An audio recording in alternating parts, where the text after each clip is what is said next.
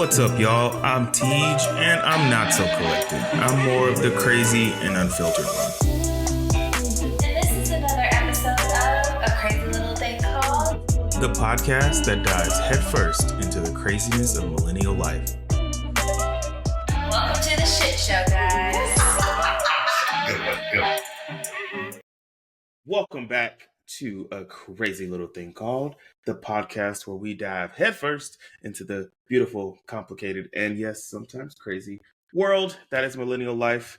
I am your host, Teej, and I'm joined by my lovely co-host, Slay.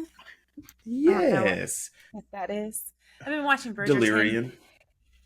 Oh, it's so Yeah. good. How many episodes are you through? I'm through the whole season. Oh, you're through the first part? Okay. Yeah. Oh, it's I so think good. comes I out, watched it. like next month. Yeah. Four more next month. Yeah, I watched them in I think 2 days because I started at 10 o'clock at night, and so I watched two, and then the next morning I got up and watched the other two, and I was like, wait, that's it. Yeah, But literally. yes, I was so like, good. 4?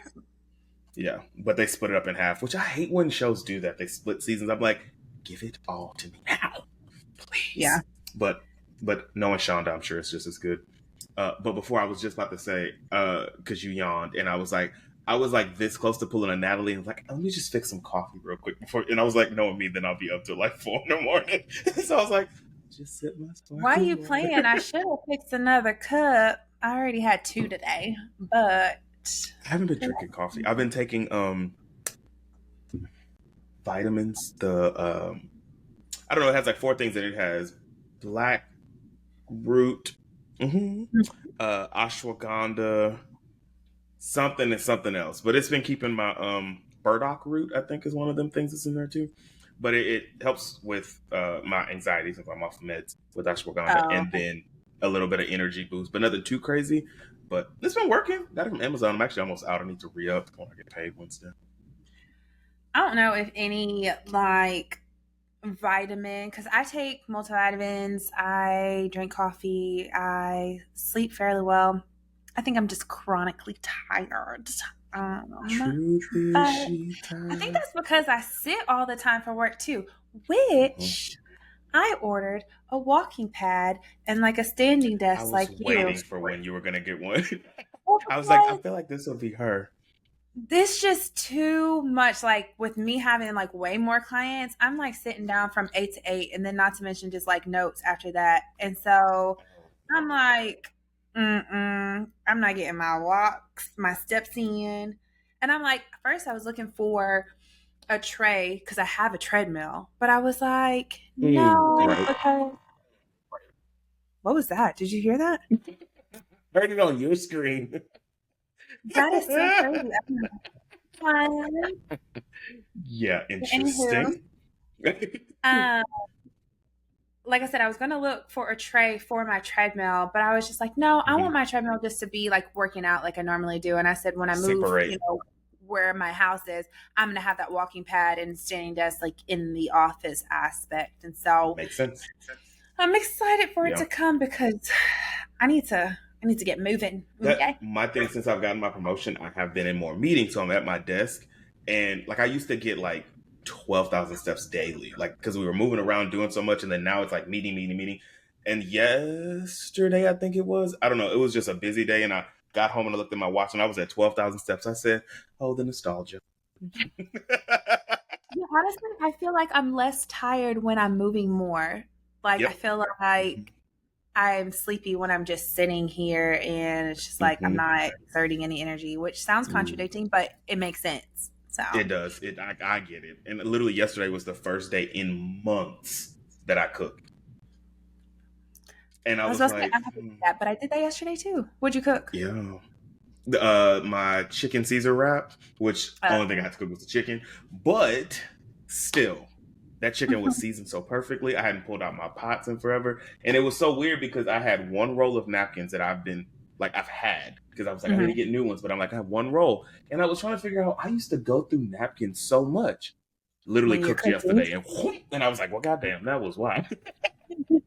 So now I'm like, okay, got a good napkin. Wipe your fingers, wipe your fingers, wipe this. And I was trying to conserve because I just ordered groceries. Did they come in yesterday? Yes, my groceries came in, and I didn't do paper towels. I'm like, I'm just gonna get stuff because I get paid next week, and I'm gonna do my bigger order, and then I'm Yeah. needing paper towels. I was like, ain't this? Just go steal something. Anywho, yes, yes. Do you have a melanin moment? I don't remember if I do or not. I can't remember. Do you have anything? Anything No, going on in your black world? nothing to think of. Oh, well, I mean, it's not a melanin moment because it's not a local, but I literally, so if you have one, you can add it. But I saw that they're making a Hulu series, I want to say, called Queenie. And apparently it's an I adaptation of a book, but it's like uh-huh. about being like a black girl or something like that, to my knowledge. But I was just looking at that. I was like, okay. It looks very not Issa-esque, but like it looks good. But it's an adaptation from a book, so I wonder. Book. I need to look into Funny it more. enough, I don't know if that was today or yesterday, but like I get the little notifications from Apple News, and one of the Mm-hmm. things was like 25 hotly anticipated series for the summer, and that was on, and I was like, oh, I never even heard. At first, I've never heard of the book, but Either. I did see that, and when I was reading through, that was the one of the few that was black focused, and I was like, Yeah. because it's on Hulu. Hulu. Mm-hmm. Hulu, yeah. And speaking of who, this was going to be part of my melanin moment. Did you have you caught up on Summer House? Did you watch the Yes. reunion? No. Okay, so I Okay. watched the last episode. I did not watch the reunion, but the reunion's on now. Yes, it is. It came out Oh, on the thingy Monday. gonna On watch it what's the right thing when called? we finish. Peacock. It came out on there. It was good. I'm mad there was only one part. There was some. I mean, things were discussed, but I'm like, I needed y'all to really get into it. But after that, and this doesn't spoil anything for the reunion, so you won't miss anything. But after that, like the article came out that they've paused the show, like for season 3. Like, I was like 1, 2, like it's on pause, which doesn't mean it's canceled, but it's paused. And so then it brought up the whole conversation of like every time there's a good black show centered around like millennial life or whatever, just like rap shit. Issa's other show was Sweet Life, which was a reality show on HBO. And there was one other show that got canceled recently that was, focusing on young black people, just like either scripted or unscripted. It's like it always either gets canceled or there's never any promotion of it. Because even back before I was watching season 1 of Summer House, never heard of it. I just so happened to see it on Peacock as you may like this. But there's Yeah. never any promotion. I'm like, can we just get one good black show that can at least get 3 to 5 seasons? Because rap shit, that ending set it up for the best season 3 there could potentially be. And now we will never get to know what was their manager's name? The girl, I can't even think of her name. I know her real name's like Jonica. But Cassidy. What's her name? Chastity? Yeah. Chastity. We'll never know what she gonna do. So my melanin moment is just make sure that you're supporting black media in any way. Get on your Twitters and Instagrams and promote and share. Because obviously the white folk ain't gonna do it for us. And we be losing some good ass content. So yeah, that's mine. Because I really hope that they do bring it back. Because I looked on some of the casts like Twitter pages, and like they were expressing disappointment in it, but thank you for rocking with us and we'll see what happens. And I'm just like, oh, come on. So yeah, that's my melanin moment for all of our blackity black people. Oh, no, it does, because it was actually really good. I was actually really. Oh, the one thing I will say on the reunion, Bria was real put together. And I was really sitting here like I don't like Bria, though, like at all. On the show, she's terrible. However, when she ain't drunk and she was put together on there, I said, you sound very eloquent.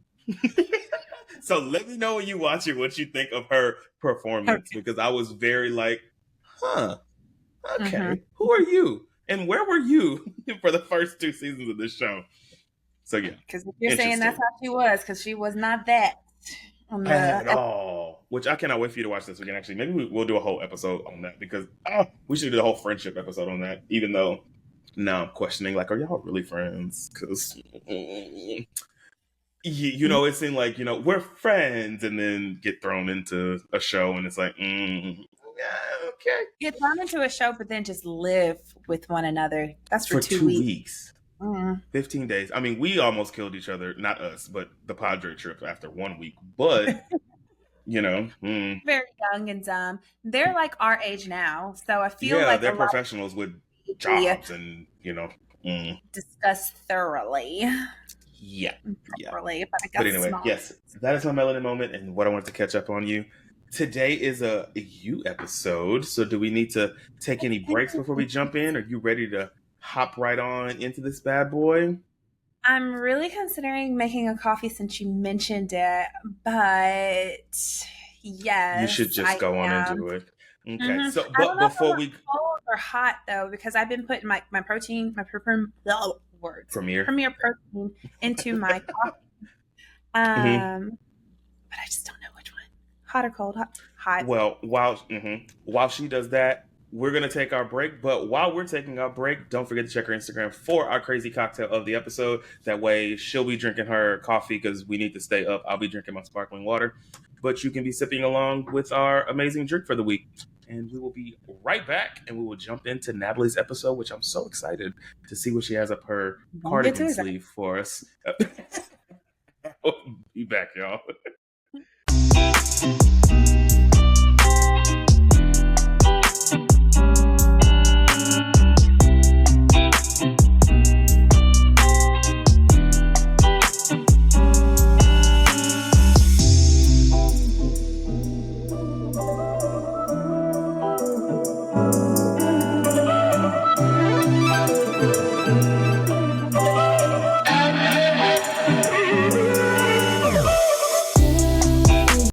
Okay, listeners, we are back, and Natalie has officially nuked her coffee to 3,000 degrees, so she is ready to take flight.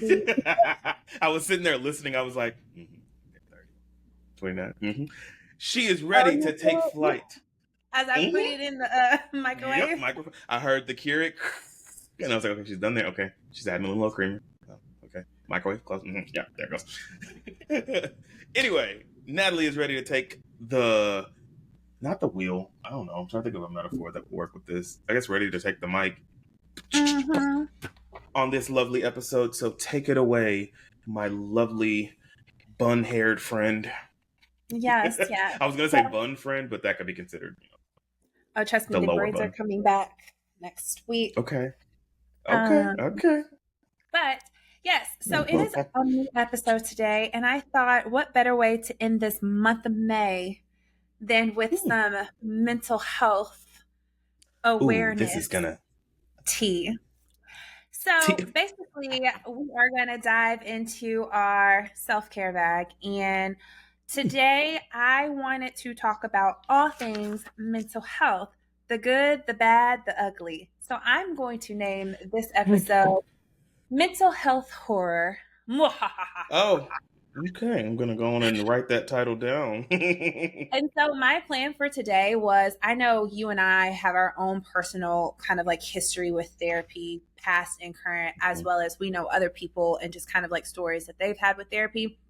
And not stories, but experiences that they have had with therapy. But I thought we talk about those things as well as just kind of talk about maybe some of the myths, kind of give a psychoeducational piece. But then I have some lovely stories that I wanted to pick your brain with in regards to. Are these from your clients? Other people? Well, I can't technically do that. And it's from Reddit. So I don't know if my clients put it on Reddit or not, but we're going to go from there. This is interesting. I think this is going to be fun just to kind of see, because I do have some stories of my own, not from my clients, but like I said, from people who have told me about their therapy and just my experiences with being in this profession, but then telling people what I do and what happened from there. So, you told me about those. Oh, I thought we dived into that. I know. I would never forget that. Well, let's start it off by just kind of talking about our experiences with therapy, like personally taking it. And so I guess I will start since mine's not as extensive as TJ's, and I mean that in a nicest way. It's just because I realize as a therapist, I don't need therapy as a coping skill for me. I know we're going to start right off the bat with that one, but I've seen therapists before, and honestly, collectively, as I'm looking at the therapists that I've seen, it's been a collective maybe 2-3 sessions max with each of them, and then I just kind of stop. And it's not that I don't connect with them, but I think over the years, which I've talked to you, TJ, it's more so of I'm in this field so I know what I need to do, and I don't get help by people telling me what I already know. Fair. So it's kind of like, basically, I don't sort through my problems by talking them out, because I talk about them with myself. If I'm going to talk about my problems, it's because I've already like decided on how I need to approach them. And I think partially that is due because I can't make up my mind, so I don't need other people's opinions. Libra. Clouding my own judgment. But yeah, I will say, like, my experience with therapy has been like okay for the most part. I'll dive into kind of a horror story-ish in regards to the last one, second to the last therapist that I was going to choose. Signed up for her, everything. I think it was through Growth Therapy, one of those like online platforms. Which is funny. Maybe that's how I heard about that. And it was confirmed, the appointment. I was already logged in. Homegirl never showed. Mind you, it was virtual, so I didn't have to leave my house. But she never showed. And I was just did you ever? I remember you said like you received the let us know how your session when you was like it didn't. But did she ever? Did Nothing. she ever reach out? Okay. Nothing. She never reached out. But like my thing is, what could she have said? Like at that point, I wouldn't have reached out anyways. I'd be like, okay, go find somebody else. But yeah, that's crazy. What about you? That's how has your therapy experience been? So my therapy journey has been hit or miss up until the last one. I think I know for sure, like the first time that I remember having to go talk to someone was when my parents were getting a divorce, and I was little. I don't know if this was a therapist because I almost highly doubt it was a therapist because Black. I'm sure they weren't like, let's go have him talk to a therapist. They might have sent me maybe to church or they auntie that was, I don't know, maybe she was there. I don't know. But I remember talking to someone when my parents were getting a divorce, and then I was like at 5 or 6, and then never went again. And then when I was in college, because I think Kendra was a part of maybe like the psychology club at UT or something like that. And it just so happened that I went and visited her on a weekend when they were having a conference or a something. And so we were sitting there and one of the psychology professors was talking about therapy and stuff like that. And I was just like, maybe I'll try it. And so when I got back, I remember, because I was on my parents' insurance at the time. So I remember asking for, like, telling them that I was going to go or that I wanted to go to see, like, how insurance worked. Because I think I want to say maybe a sophomore. If not a sophomore, then maybe a junior. No, I was a sophomore. Maybe a junior. Whatever. Age doesn't matter. But I was like, I don't know how this works. I don't know how insurance works. Just how do I... And I remember the first thing, I don't know if I asked my mom or if I asked my dad, because I was on my dad's insurance. But I remember my dad then messaging me like maybe the next day and was like, hey, is everything okay? And I was like, yeah. He's like, oh, your mom says you want to go to therapy. She thinks you're trying to kill yourself. And I was like, okay, this is different. But I did end up going to see an older white lady. And again, I think I only went 2 sessions. And I was like, this is interesting. Like I never got like comfortable enough with her. And then eventually I just stopped going because I think I was also working at the time. So it was like trying to balance that schedule. She wasn't really near where I was living. So I was just kind of like, okay. Then when I moved to Houston, I remember trying to find one, but I end up going, she was at LPC, no, not LPC, a social worker, licensed social worker, LSC. Thank you. That. And I remember that, I don't know if I went to 1 session or just 2, but I remember in the first session when they were doing the intake and she was asking, present concern, and mine's always stress or like family shit. And she asked me, going through the questions, are you spiritual? Do you believe? And I was like, yes, I'm Christian, And then it seemed like everything after that was pray, God this. And I'm like, okay, I know how to do that. Therapy. They have that. Well, but she was part of the UT system, and so I was like, "Oh, great!" Because I went to UT Physicians, like in Houston Med Center, everything. And I don't know if that was in the first session or if it was in the second session, but I remember being like, "Not." And this was in around, I think I still lived in Pearland, so like 2017. And then I don't think I ever tried to go back until when Paris told us about Inner Mind and found my therapist and literally clicked. She was also the first, well, the social worker, she was Black, but she was an older Black woman. But this was the first Black therapist that I had that was younger, that was around our age. And it was just more like conversational and it was just easier to connect. So that was like perfect. And then she left.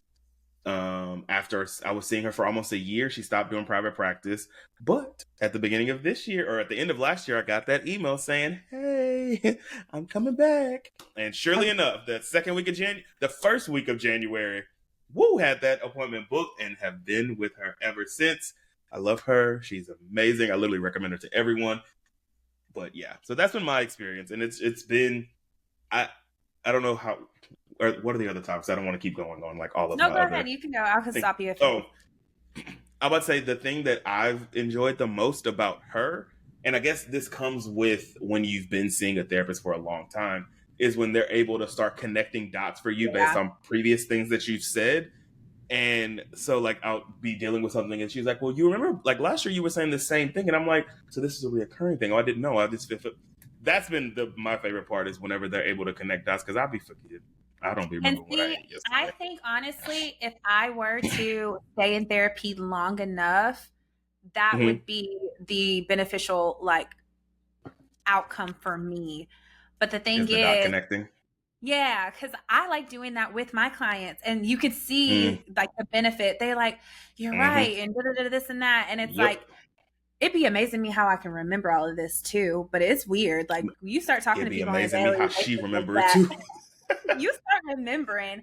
But no, I think like that would be the beneficial words. That would be the benefit of it because it would allow for another insight in which I know that they're coming from a place of like the background that I came from. So it would be helpful. But the two instances where I did like my therapist, it was just kind of like she left because I had a lady from Inner Mind too. Yeah, but then she left and we had pause and I didn't know like where she went. But then she messaged me and she came back. But she don't take your insurance. Yeah, wasn't that what the issue was this time? Yeah.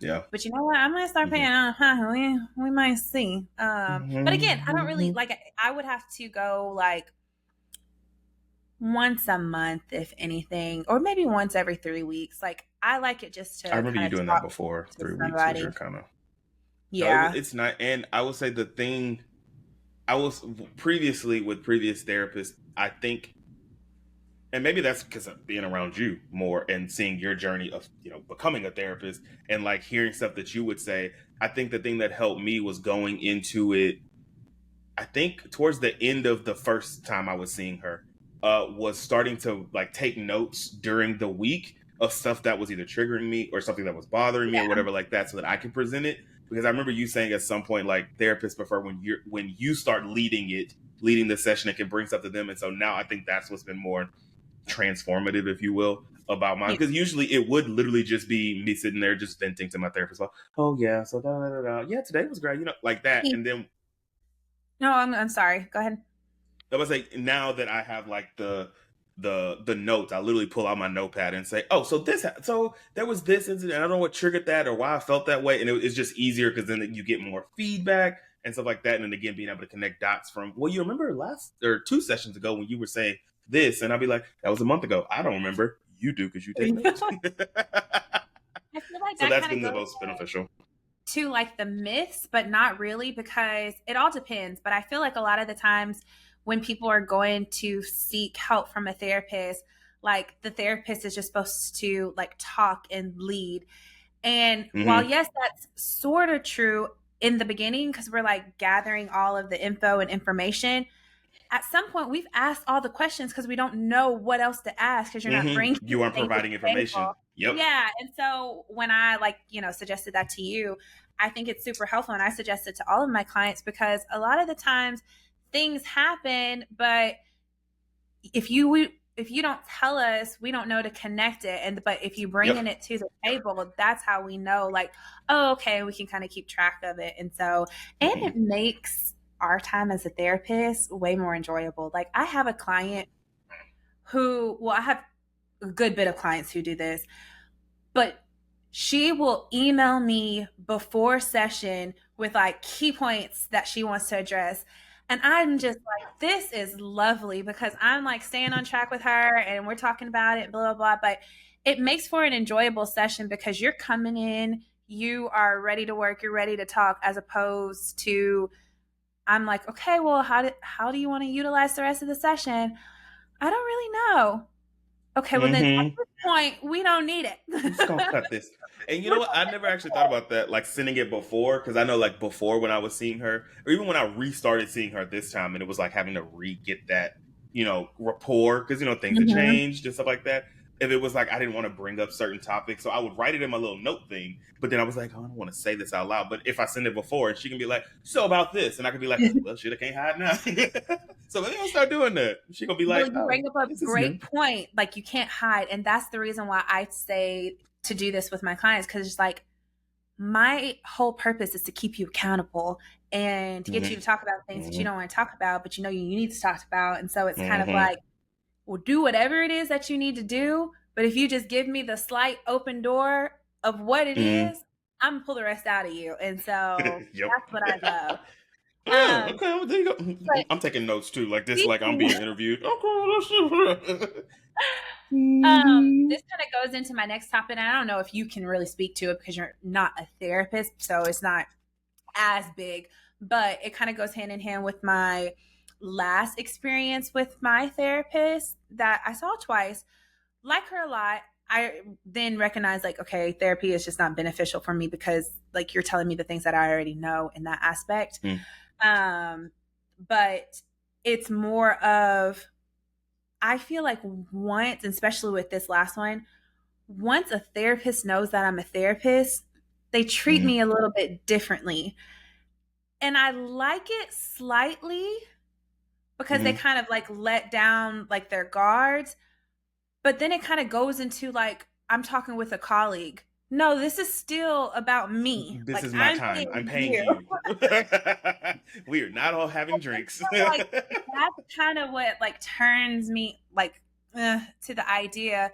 But then I'm like, well, why don't I just start like lying? Because they don't really need to know what it is that I do. But when I had that thought, I thought about when I tell people what I do just on a day-to-day. But I think I'm going to start lying there too, because I think I was saying this on another episode of ours, but one time I literally went to go get some labs done, just medical for me. And they asked, what do I do? Blah, blah, blah. And she proceeds to tell me how she divorced her husband and how he didn't support her. And I'm thinking, this is not free service. I charge for this. You're tired. So you should just totally start telling people like you're a content creator and let their mind wander to what kind of content, and then just let it go. I said the one that I was going to say. I was like, I'm going to say a bartender, because I can speak about drinks and I don't have to tell them where I work. I could just say like I work. And technically, bartenders be getting to people's life stories, so you could still know stuff about people. You can call them your clients, or you can call them your patrons. Yep, that's it. You're a bartender. This is true. I feel like the most recent kind of interaction that I've had like that is with my lash therapist. Lash therapist. Is that what they're called? I was like, is that what they're called now?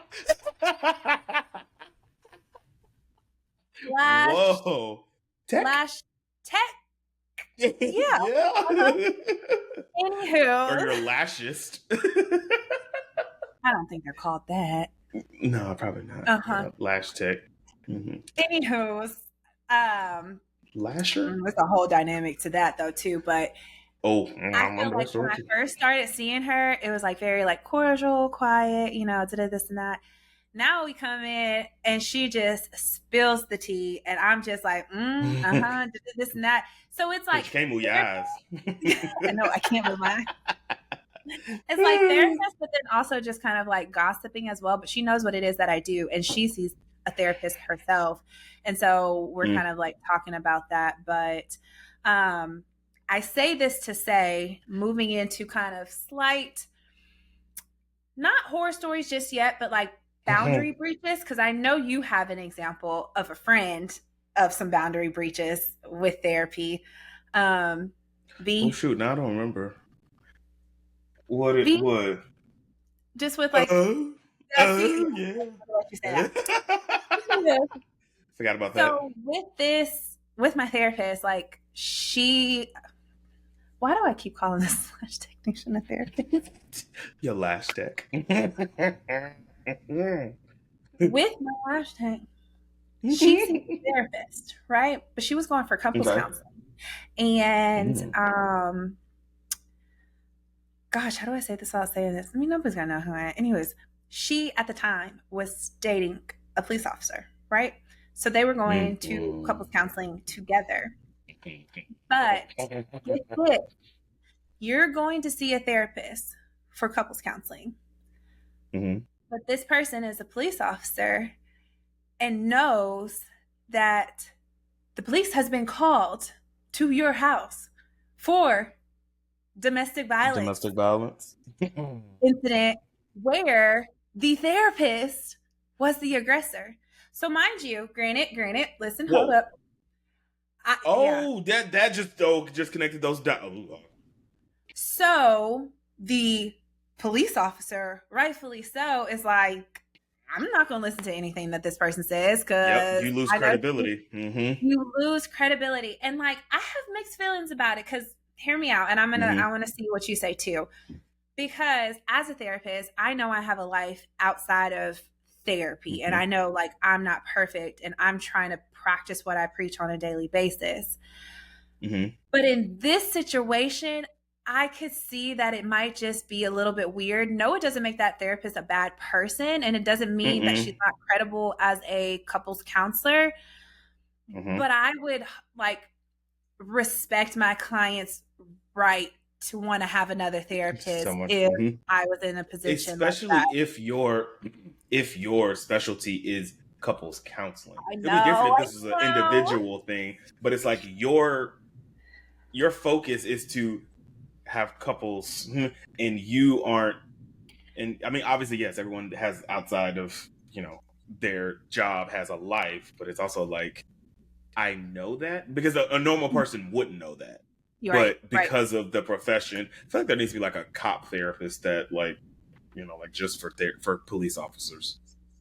I've always said that, but the amount of tea after have dated a police officer and pretty much dated the other one, the last therapist. They would have so to much. That therapist like double, triple what I'm making. Because I'm sure that's hard. Because I mean, police are seeing dead bodies, they're seeing all kinds of stuff, and then outside of just work, it's their personal life too. I was about to say that is the least amount of their worries, and I know that sounds crazy, but honestly, they become so like okay with that. But they home lives, let me tell you. I'm sure. Oh well, yeah, it's all that side crazy. Too. We're not gonna go too deep in that before we start. You said what did you go into? Are we horror storying it, or are we waiting? Was there something else? Not horror storying it. We're just kind of talking about like boundary breaches in that sense. Oh, so I with feel therapists. like that is a kind of the thin line in regards to like boundary-esque. And I have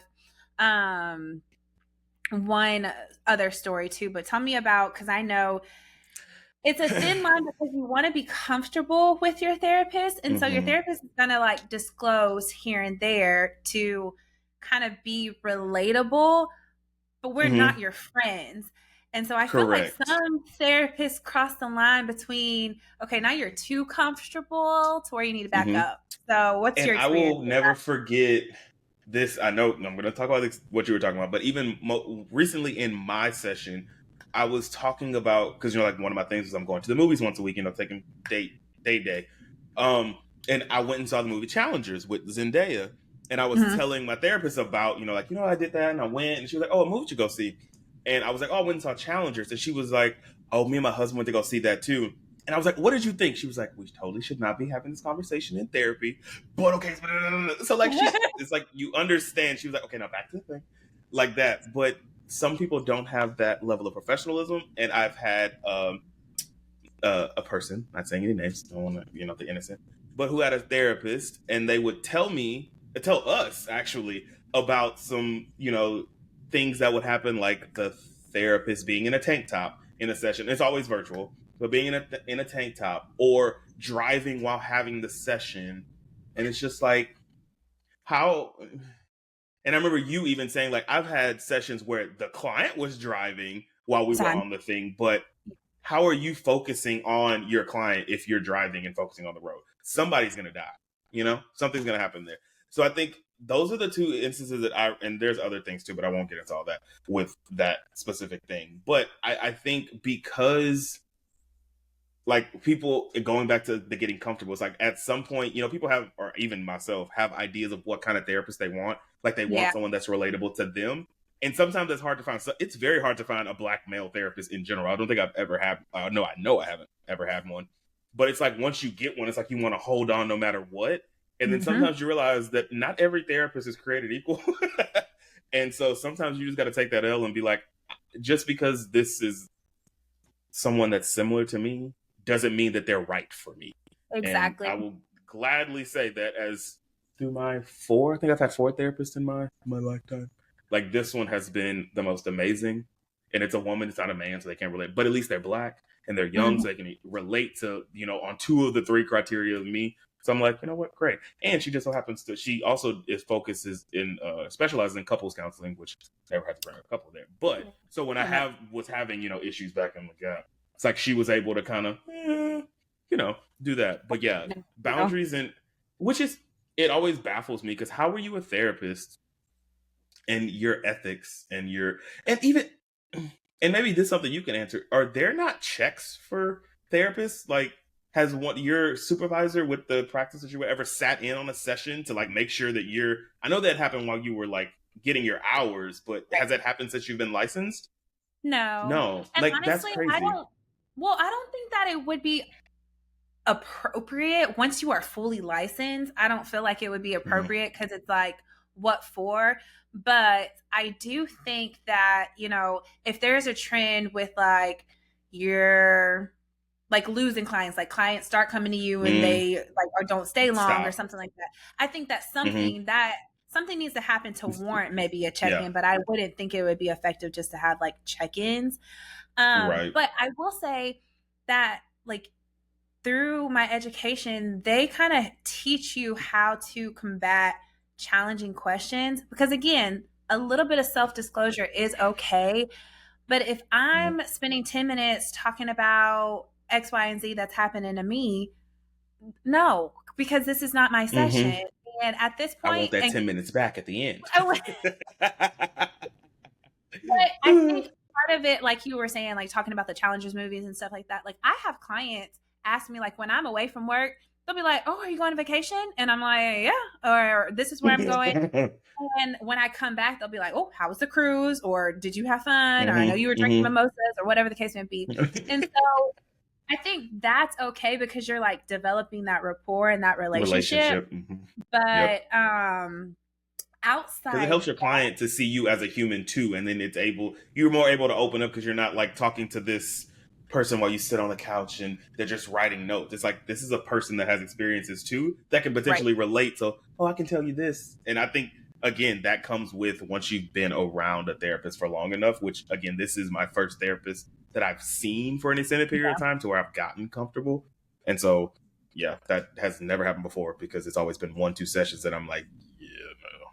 And it's hard though, because I, as a therapist, have had a lot of clients and I'm like, dang, I wish you weren't my client, because we would actually be friends. Like, you were really cool. You were fun.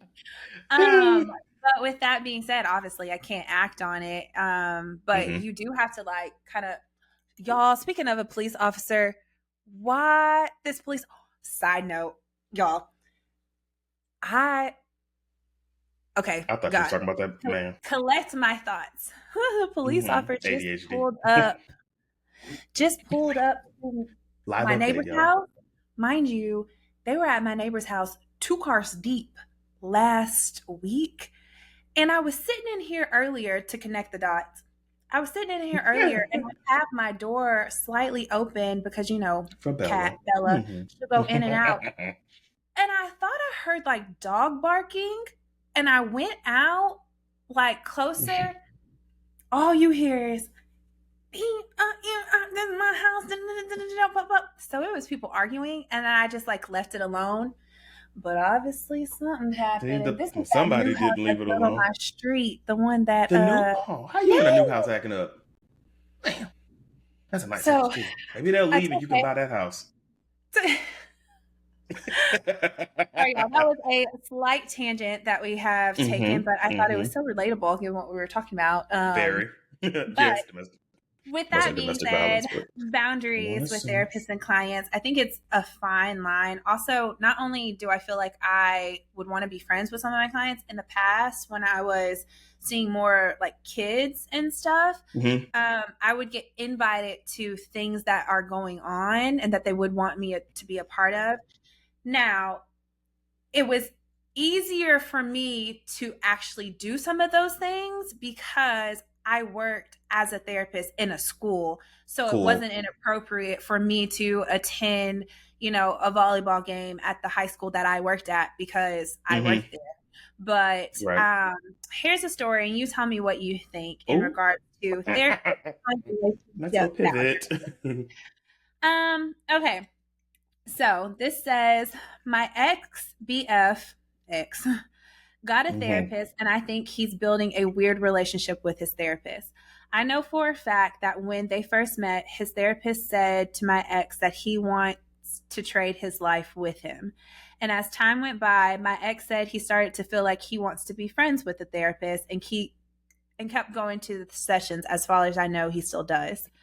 What I think is weird is that this therapist is going to his parties with his friends, and the therapist is inviting him to his house and cook together. And my ex shares the same therapist with his friends, but now his friends are weirded out because these two are too close and share his problems about his friendship with my ex. Her question is, can therapists be invited to personal parties and let clients in their house to cook for them? Is that even legal? If not, do I call out to help? Like, what do I do? Who do you call for that? That is, I feel like the words that come to mind are conflict of interest. Because what? Yeah. Why are you like? There's never. Yeah, I'm just gonna leave it at that because that's just weird. Because why would you? And then because you know everything about my life, and now you're trying to be a part of it in that way. Yeah, that's weird. That part. Oh, won't him? I know. Yeah, that's really creepy.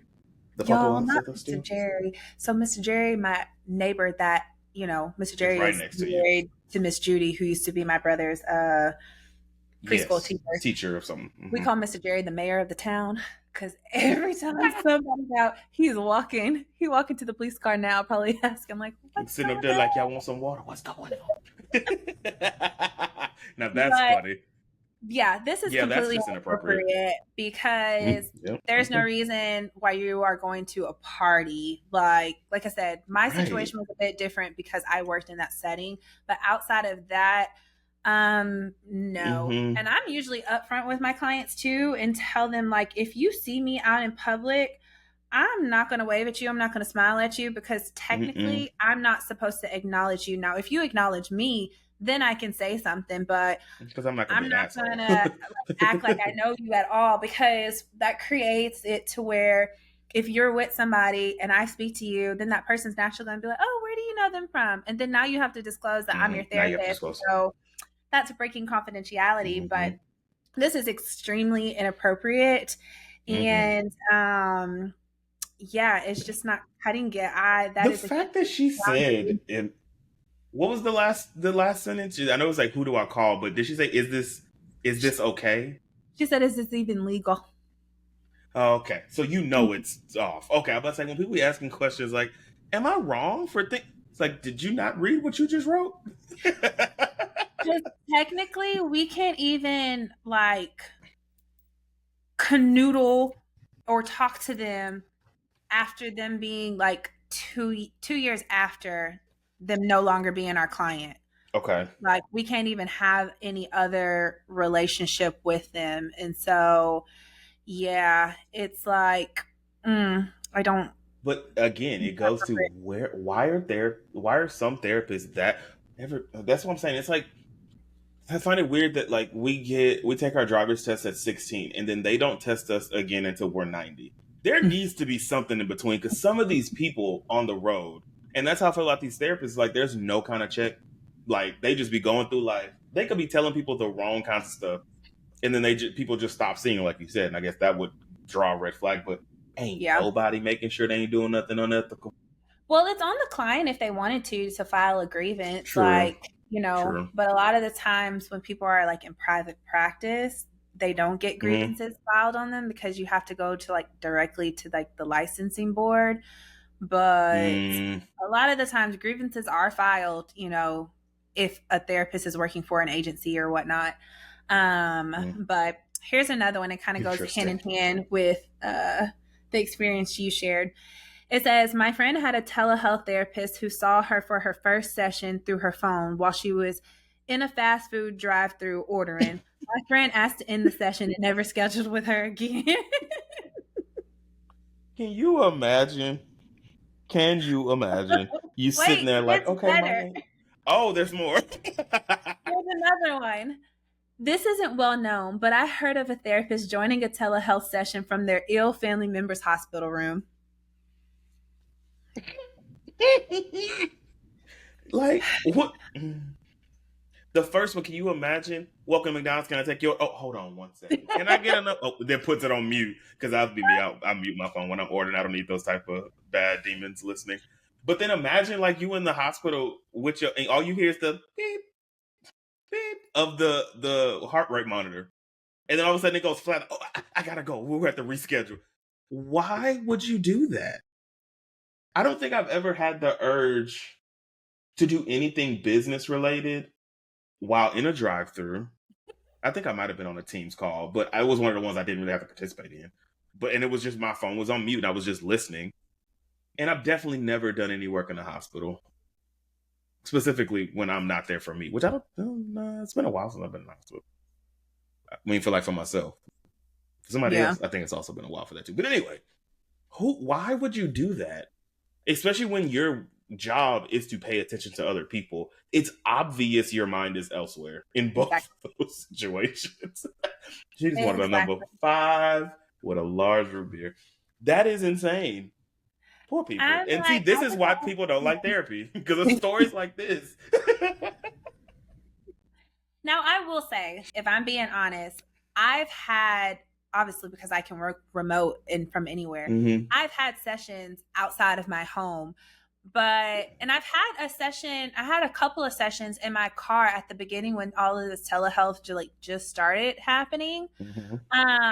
Yes, when I got my wisdom teeth and I was forced to sit there and die while blood dripped out of my mouth waiting at Walgreens. And I was just like, spitting out blood every 2 seconds. It's helpful that you can be remote, but I feel like people take advantage of it. Like if you are actively driving, like, okay, you're not able to do your job. If you are ordering food, you are not able to do your job. Like it just makes me think about all the why would you want to do your job?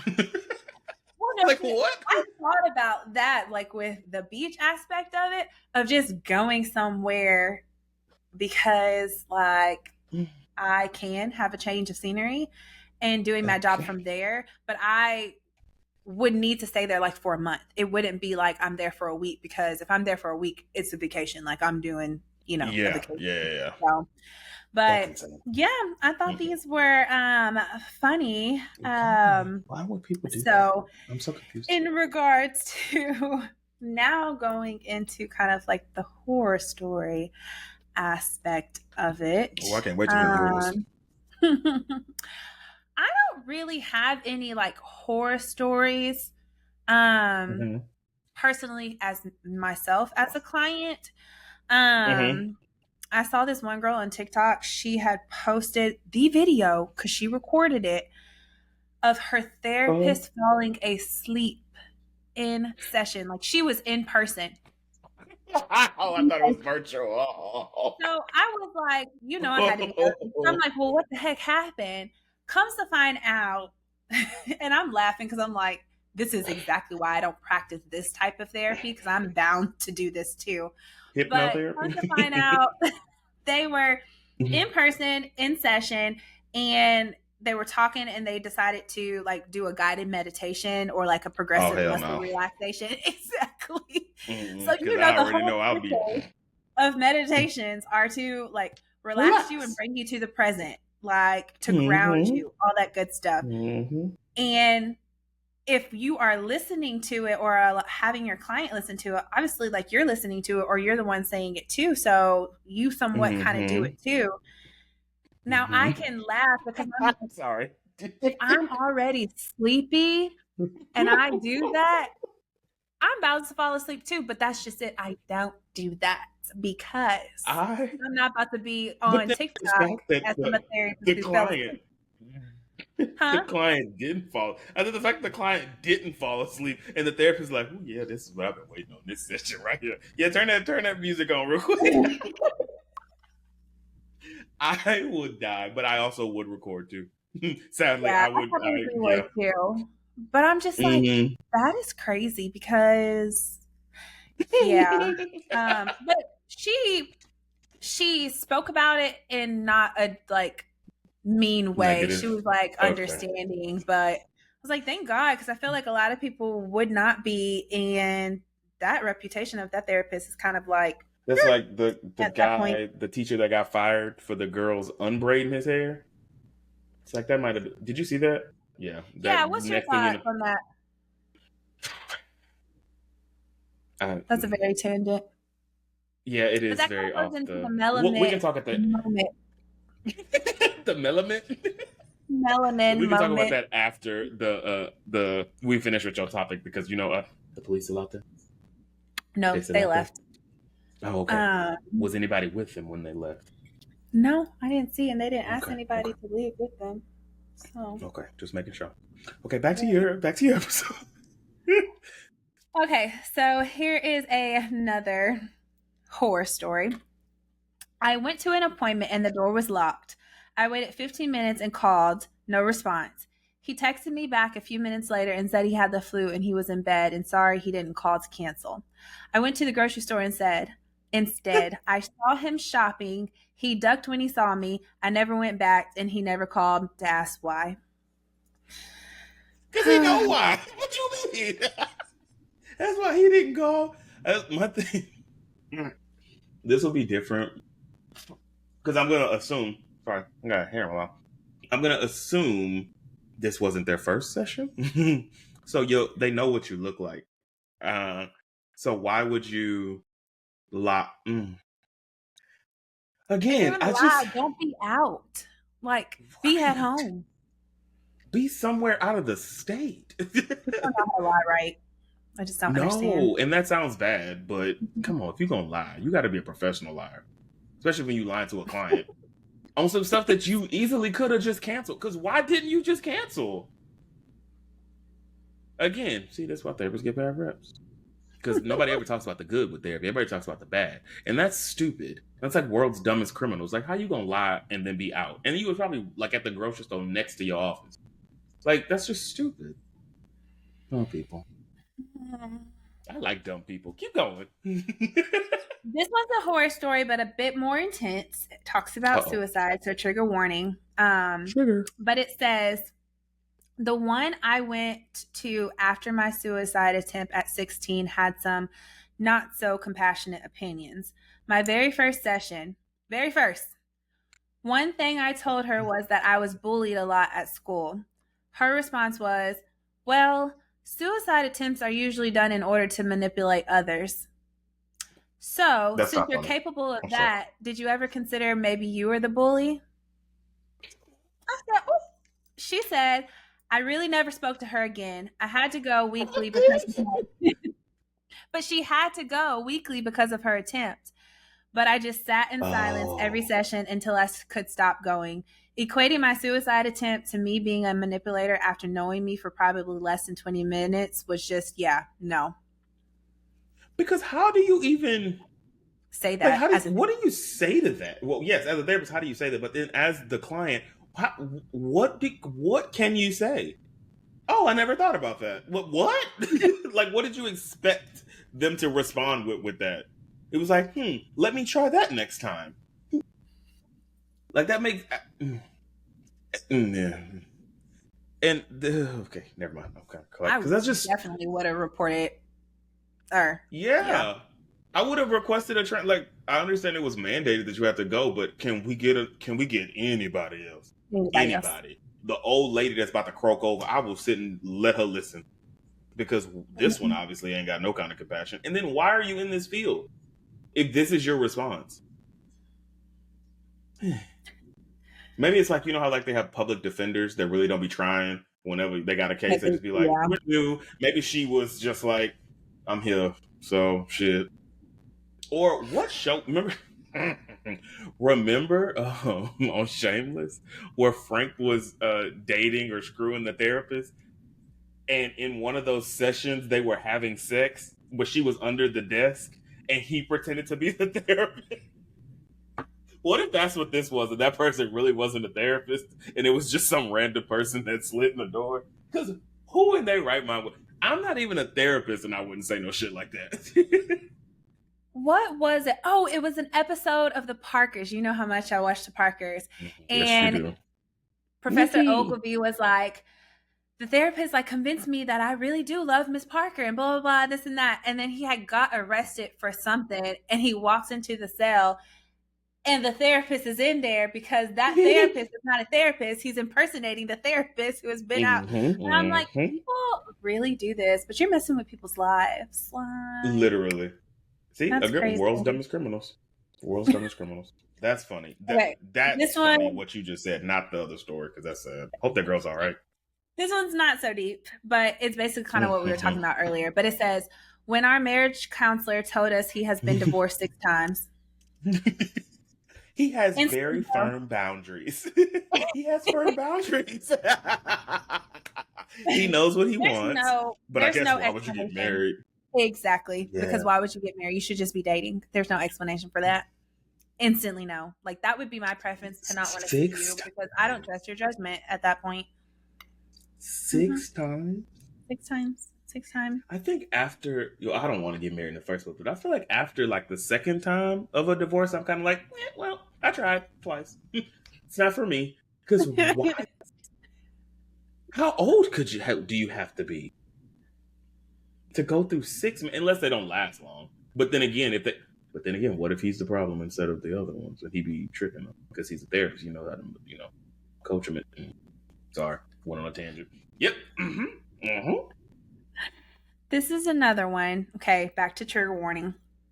But it says, when I disclosed that I had been sexually assaulted at a party in college, and he told me it wasn't real rape because they didn't tie me up. These people have to be lying. Because ain't no way. Ain't no way. It's only funny because I'm pretty sure this is some... One, yes, that seems a little weird that someone wrote that. However, people really do, like, I realize that because we, as us, have surrounded ourselves with pretty level-headed humans, but there are people that think this way. Like, it wasn't rape because blah, blah, blah. It's like, no. But then what makes it sad is that these people become therapists or any kind of position of power, even though like therapists aren't powerful, but people come to you seeking guidance in some way, and you have the ability to sway a person's life or influence a person's life, and you say shit like that.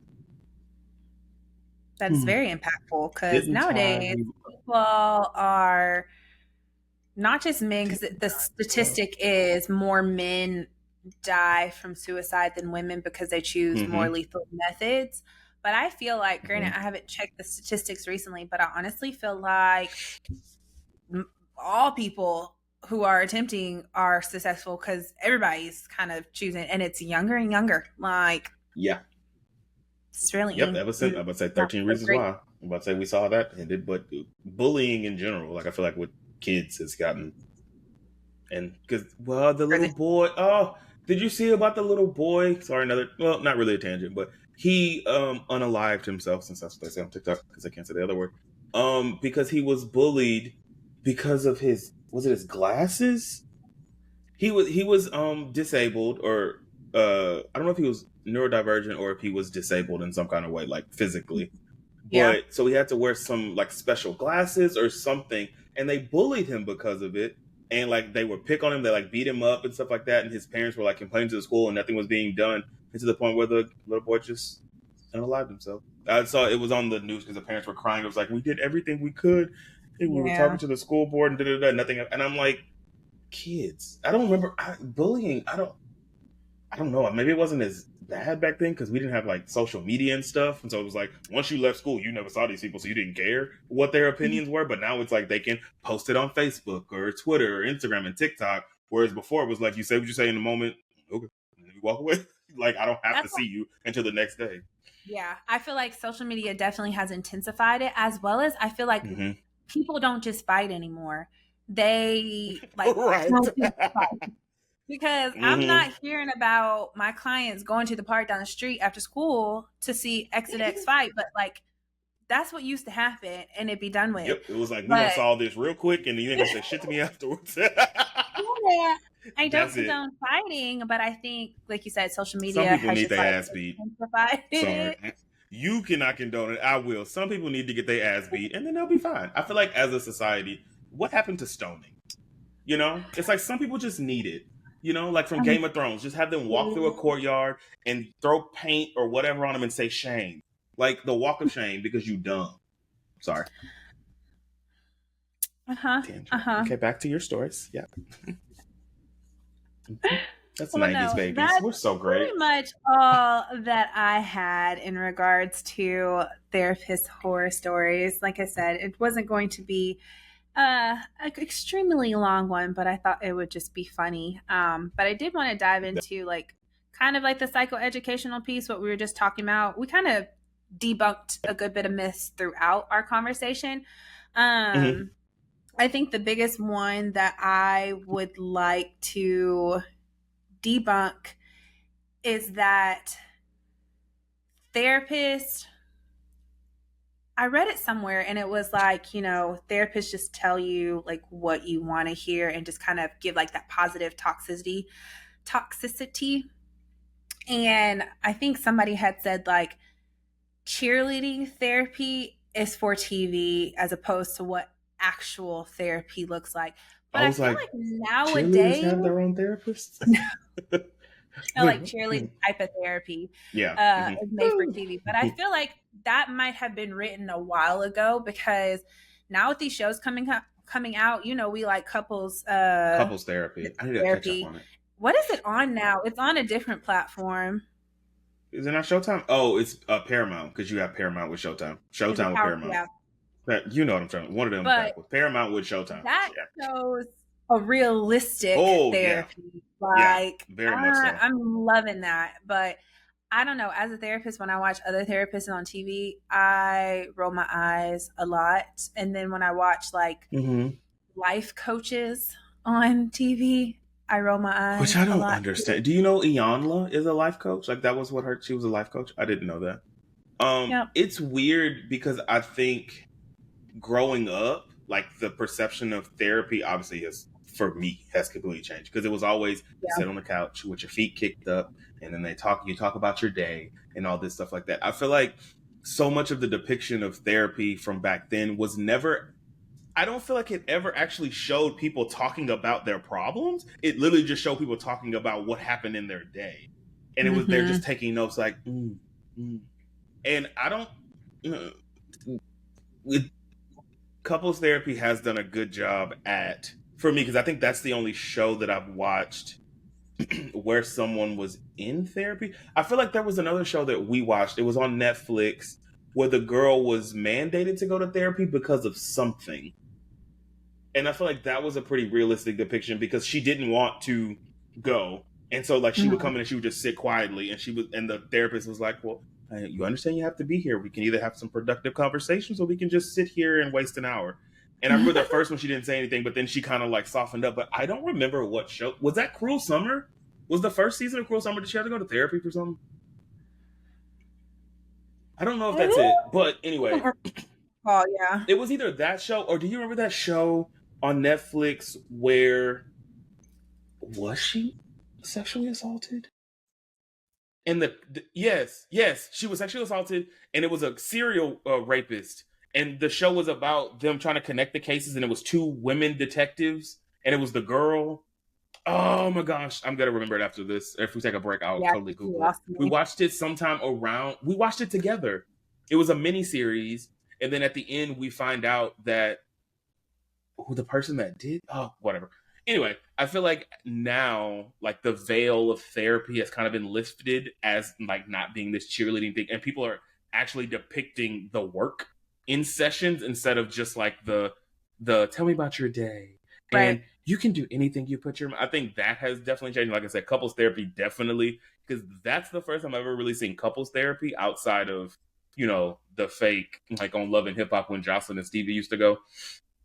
Stuff like that, where they're actually like showing the progress of sessions and stuff like that. I really need to catch up on that show because remember I think I watched all 2 or 3 seasons while I was in DC that time. I was on a flight, everything. Anyway, but no, I do feel like the perception is changing. I'm happy about it because obviously it's changed my perception too. But hopefully more people start seeking it as a not of something's wrong with me, let me go, but almost in a cathartic release of things type thing. Yeah.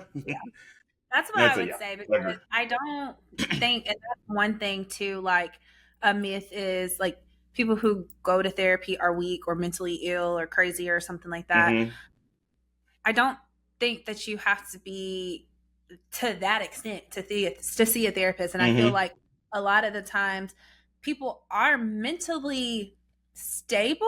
They're just wanting more insight or a different perspective or like ways to just better cope with everyday stress.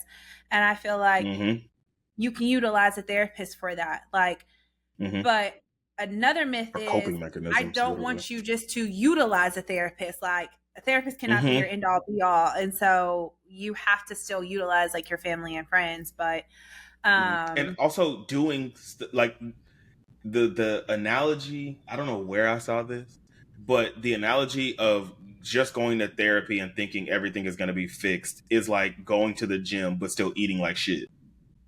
Literally. It's like, yeah, you're doing this one thing, but you're literally negating everything you just did once you get out. So it's like literally having to do the work, like put in work, actually sit, think, reflect on what you just had done in therapy, what you just talked about in therapy, or any notes or any, like, I don't want to say assignment, homework that has been given. Like you actually have to go and do that and actually apply the things to your life, or you're literally just going to talk and wasting money because it can be expensive. Like I think, and maybe that's one of the myths is therapy isn't the cure-all. It isn't like I'm going to therapy and I feel so much better because I'm talking to people. I could talk to you all day, Nat, and it don't mean this shit gonna happen unless after I leave out of here. Exactly. Yeah. I think that's what I've heard from my clients in regards to like drawing them into like picking me as their therapist, because I have on my profile like this is only the initial step to like this journey, and what's going to make those waves and changes is what you choose to do outside of session. And I really do practice that because I want you to know up front that if you think we're going to talk for these 53 minutes and your life is going to be all sunshines and daisies, I'm letting you know that is not the case. And that I have gotten better just with my boundaries as a therapist to like be upfront with clients. If I'm seeing a pattern of you not putting in the work outside of this, then we need to reevaluate, and maybe this is not the time for you to start this journey. Come back when you're ready. I'll be more than willing to help. I was thinking that because one of the myths that when you first said this, I literally wrote it down. Crystal, our fave from the read, was on another podcast, and they were talking about therapy because I think she actually just graduated maybe this week, so she got her whatever thingy. Going to school for that. I'm trying to see, and she was saying, I don't know if I didn't listen to this episode because it wasn't her show, it was another show that I don't watch, but she was saying how people's perception of therapy is like, you come in, you tell them all these things, and then they tell you everything you're doing wrong. And the way she put it was so good. Oh, she was like, oh, you need to unlearn the idea that punishment is the best way to teach someone. Yeah. And so if you're going in thinking that I'm going to tell them everything that's been happening in my life, and they're going to point out everything that I'm doing wrong, you need to fix this so it stops happening. That is not what therapy is in any way. I don't think I've ever, and even not saying that I haven't done anything wrong, and my therapist hadn't been like, well, let's kind of focus in on that. So why did you like? It's that instead of, well, this is where you fucked up. Like, don't do that no more. It's, why did you get to this step? What got you to this point? And then, backtracking and thinking and talking through those things like that so that you can understand. And everybody always says everything, it leads back to childhood, which is so funny because a lot of shit really does. But I think people go in expecting that, even if you are open and you're like, I'm going to go in and tell them everything. But then when you don't get that laundry list of how you fucked up and what to change in that first session, you're like, this doesn't make sense. And again, like I think both of us have said, like, building that rapport with the client or with your therapist takes more than a session. Because like I said, me going into my first one, I'm not as open because they are a stranger. And sometimes that is a positive because you're like, oh, what else? And they can't say anything because, HIPAA. Is it HIPAA? Is that why? Is that what y'all's is too, HIPAA? You can't, okay.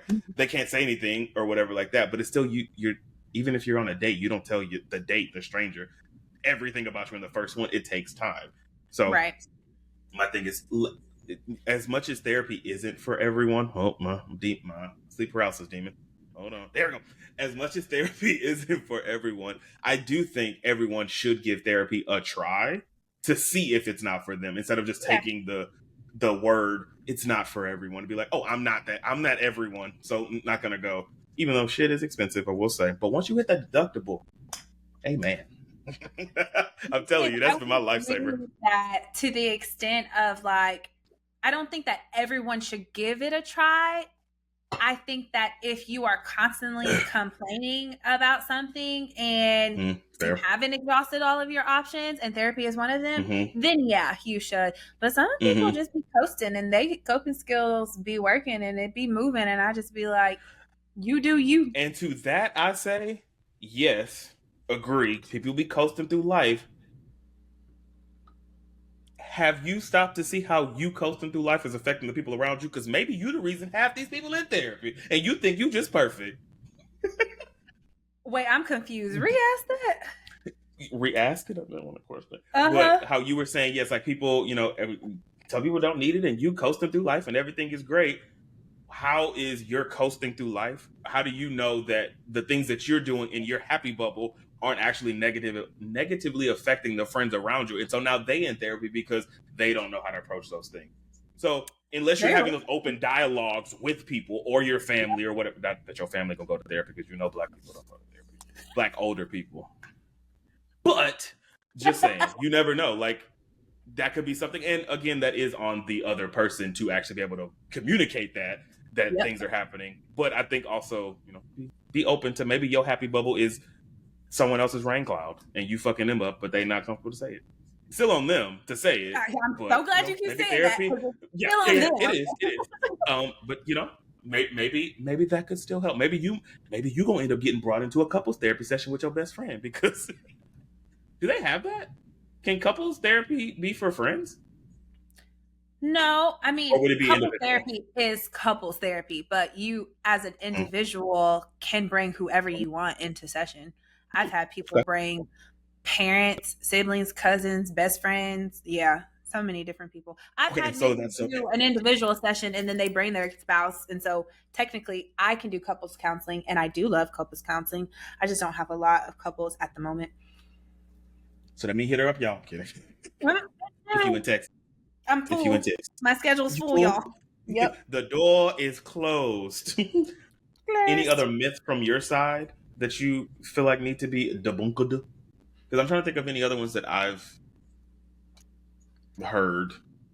Mm, That I know, so like, one is, which I've talked about this one too, but therapists give advice, which is a myth, so to speak, because we don't give advice. Now, do we provide education on things? Yes, we do. But as far as like giving advice about your life, I always say, look, you are in the driver's seat and I'm in the passenger, sometime in the back seat, maybe in the trunk, but you are in the whoa, driver's seat. Trump. My We day. can't see from the trunk now. But see, I use that kind of analogy to like start off with, to let them know like you're in the driver's seat, but the more that you like open up and tell me where we're going, the more I come to the front to be able to see where we're going to help you get to where you're going. But it's, y'all, that just came off the top of Good my job. That was a great analogy. Write that down. You might need to put that on your wall in your office behind you right there. But I say that to say that like we don't technically give advice. Now we make suggestions based off of what you're telling us and the education we have, which what we share with you too. But I am the first one to say XYZ, and I mean, but it's that's up just to me. you. Or Do I'll what you say, want. I'm not well, saying I would. given what you're telling me, which may not be all, Oh, they love to do so that. I'm always saying that. And I feel like, yeah, that's a big one, because I always say I don't provide advice, I give insight. But I think kind of the last myth that for me is that, and it's kind of opposite from you, because it sounds like you grew up to see like people just talk about their day to day in therapy or whatever the case may be. I feel like a biggest myth is that like all you do in therapy is complain. But honestly, I mean, I view complaining and venting as two different things. And so that might just be a me thing. Now, because I have a hard no, a hard stop when you're complaining, because you get like 3 tries with me, and that might be a harsh boundary. That's But just it honestly with works everybody, though. well. Especially because obviously you're coming to therapy to do something differently in order to get a different outcome. So if you're coming to me complaining about the same thing and we're talking about things and you're not applying it, you're not ready for therapy. So I will say that's You a big want somebody to. Yeah, you want like a yes man. I'm not a yes man, because that's going to do a disservice for you. So with that being said, I do think it's a myth that you just come to therapy to complain, but like to vent and just be open and vulnerable, that would be how I would just describe it. I think my last one that is that you're going to leave every session feeling great. Ooh, that's a big one. Woo! Because when I tell you, there have been, I've luckily, what'd you say? I lead with that. I tell them I that. I needed that.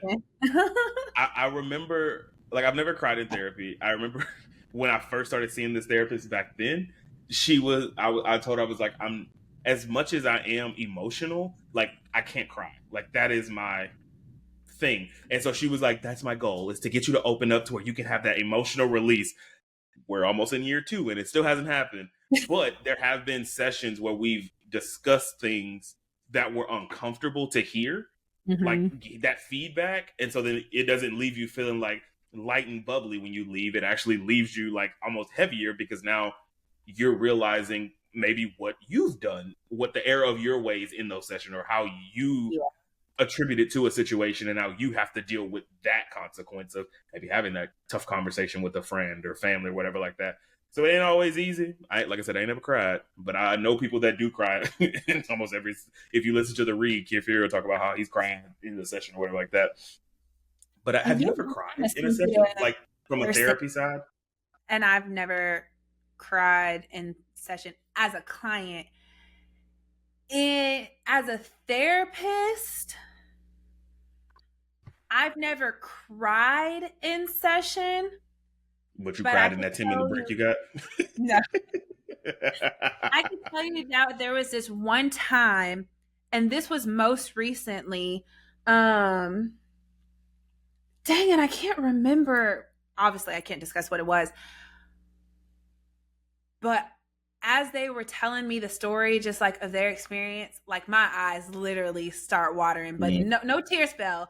But I was just like, I had to just sit in silence. I was like, whew, okay. It was terrible. Like, yeah. That was, and I don't know if I've told this story. I know I've told you this story. At least I think I have, but I don't know if I said it on the podcast. But back then, back in high school, I wanted to be a therapist. That's literally why I went to UTSA, because I had a great liberal arts program. Psychology was in that program. And I remember getting ready, because where did you go whenever it was time to go off to college? What store did you have to go get all your stuff from? Target. I went to Target. One more time. I was supposed to say Target, but is it Target that you went to? Bed Bath & Beyond? One more try. There you go. You have to go to Bed Bath & Beyond because shit was cheap and you always got that little 20% off coupon. That is very true. So we were there. You did. You had to. Yeah. Shout out. I mean, RIP to them. They're closing now, yeah. But I remember we were there, and I don't know. I think I was with my mom, and so obviously I was getting like sheets and stuff like that, like comforters. And so the person checking out was a younger person.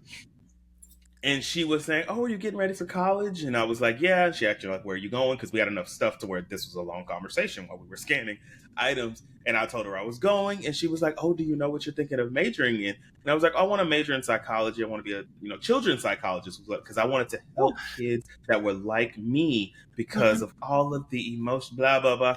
And she was like, "Oh," she was like, I think she said she was also in the psychology program, and I think either she said that's what she was going for as well. And I asked her, I was like, "How is it?" And she was like, "It's pretty rough. There's some, tough times, da, da, da, da." And she was like, "It's definitely not for the faint of heart." And she was like, she had to listen, trigger warning again. She had to listen to a child say how they were sexually assaulted and they had to demonstrate it using stuffed animals. And I was like, okay. We may have to reconsider this. And then I took my first psychology class. I think I did Psych 101 and then I was in Psych 102, maybe. And then I was like, this is getting boring. And so that's when I went full marketing. Because I was like, which I know Psychology 101, 102 is always the weed out classes. Yeah. But I was like, if I'm struggling to get through this, and I'm like, imagine what 6 years of this is going to be like, even though obviously once you get into the actual major stuff, it's a little way better. But yeah, that's where to that, like, I feel like over the years of me being a therapist, I have become desensitized to hearing these stories. So I honestly don't really have an emotional reaction, which I think is healthy, because if I did, my Lord Jesus. But it's not that I don't care, because I do care, but I can remove myself from it. Like, I'm like, this is your experience. And so I don't know, like that's a lot. That part, what she said, she was in the beginning of it. Fair. She was in but it actually does become easier. Yeah, it does become easier, and you're able just to kind of like compartmentalize it and whatnot. But yeah, definitely. It's not for the faint of heart, but I feel like a lot of jobs are not for the faint of heart. It's just what you. You are absolutely correct. You are absolutely, because boy, sometimes this job here be getting my last nerve. But then I think about that paycheck and I think about how I get to live, and I'm like, we're gonna suck it up today. But yes, any other myths that you had on yours? I don't know if that was the last stop on this train ride through horrordom. Were the last stop, but ultimately wrapping up the mental health, not horror, but just mental health highlights. We're going to say that it is super important that we as human beings pay attention to our mental health just as much as we pay attention to our physical health, because they work hand in hand. Thank you very much. And with that, drops mic, but obviously it's still here. Okay. Yeah, it's definitely still there. And I guess the only other segue before, do you have a mental health moment for people? I know we've kind of went through an episode of mental health moments, but do you have anything specific to wrap the bow up with? I am all mental health out. Good job. Good thing you don't have clients tomorrow, so you get a nice couple of days to not think about it. 4 clients tomorrow. I thought you boundaries. Yeah, lately I've been What working happened to no Fridays? Why Yeah, you do that to yourself? I didn't do it to Why you do myself. that? Yeah. Oh, Yeah. oh. But it's just in the morning. Okay. So I'm not tripping. Okay. So now that we have wrapped up the episode, there was something we were talking about during this, and we said we were going to talk about it after. Do you remember what it was? Because I don't. I thought I wrote it Black down. teacher who was getting his hair done by his students. Oh. I personally, I do not think that it was inappropriate. Just because me having been a teacher before, to a certain extent, and then me being in a profession where it is super important not to cross boundaries, but also super important to develop relationships and rapport with the people that you work with. I don't think that it was inappropriate. One, because if you look at the whole video that he was explaining it, like he did everything the way that he was supposed to do it. Like, I think it was towards the end of the day, like they weren't doing anything that day. He wrote his students passes and allowed for the other teachers to let them come if they didn't have anything to do or if they finished all their work. And like they were playing in his hair. I say this to say that there have been women teachers who allow their students to do this all the time, as well as like there have been men students who cut their students' hair at school. So essentially, like I feel like people just want to sexualize it so much because they just want to think that like this is inappropriate and he's a predator. No, to me that looks like this teacher has built really great relationships with his students. That's in the episode. That's where the there's episode so many rapport. Stories that people just view everything like that. But I thought that they was blanket really statement cool. everything. Yeah, I didn't think, because I think about like, if you think about us, like in high school, like we used to go chill in Fuse's office just like during our break and just sit and talk and do whatever like that. And I mean, granted, we weren't touching all over, but we were having conversations not about school. Honestly, like, I think I've any done way. Miss hair multiple times. I would stand behind her at her desk and like rub in her hair. Miss Tanner's. Oh yeah, absolutely. All I mean, the we were at time. her house. Granted, we were a part of her officer board, but still, I'm like, there's so many different things. And it was funny because after that happened, first of all, I think his only mistake was posting it online, because that's not a safe space. Like, everyone's going to have an opinion on everything. And it's just like, yes, do it. I mean, you're building a relationship. I understand you probably want to show like you have a great relationship with your students, like they feel comfortable. But again, the internet is not a safe space for anybody. So you're opening yourself up to that negative stuff. And at this point, negativity has a lovely way of taking flight and overshadowing whatever the good intent of the video was. That's just how the internet works. Then after that happened, I saw there was another coach. I don't know if it was a high school coach. I don't know what the age group was, but he posted something and he was like, well, since everyone thinks this is a problem, parents, I am no longer picking your kids up or dropping them off for practice. You need to be here about 6 o'clock because my job stops at this. I said, since I got so much to say, since you know every fucking thing and you got degrees, shit. So yeah, I think I don't think anything was wrong with it, but again, I wasn't around the discourse of who was. I'm sure it was our own people, though. I'm sure it was black people in the comments too. But if it was a white thing and like they're picking on, because then did you see the recent video of the white bald principal and the students were bedazzling his head while he was doing work? No, exactly. It's like, what is that? Is that a problem now? Exactly, like this is a principal. Because it's still essentially the same thing. If you're gonna vilify this person for doing that, this person's doing the same thing. Yeah. What's the issue? It's just exactly what you said, which goes back to the bullying thing too. Social media is the devil. Like, you are opening the space for any and everybody to give their comment. I'm gonna do I'm writing this down so I can remember it because I thought about it. I want to do a social media episode.